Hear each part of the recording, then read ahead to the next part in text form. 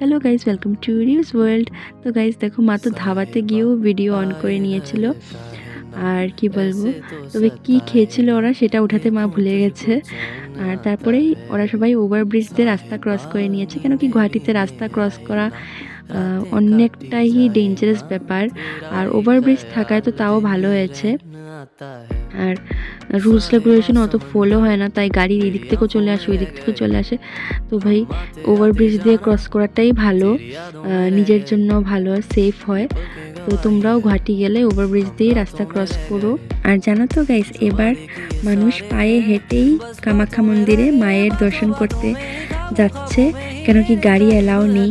আর তাই জন্য মাদেরও ভীষণ কষ্ট হয়েছিল পায়ে হেঁটে এতটুকু ভিতরে যাওয়া, তারপরে আবার রিটার্ন আসা। আর ওদের তো এতটুকু গরমে অভ্যাসও নেই। আন্টি মাসিকে দেখো হাওয়া করেই যাচ্ছে, তো গরম যাচ্ছে না।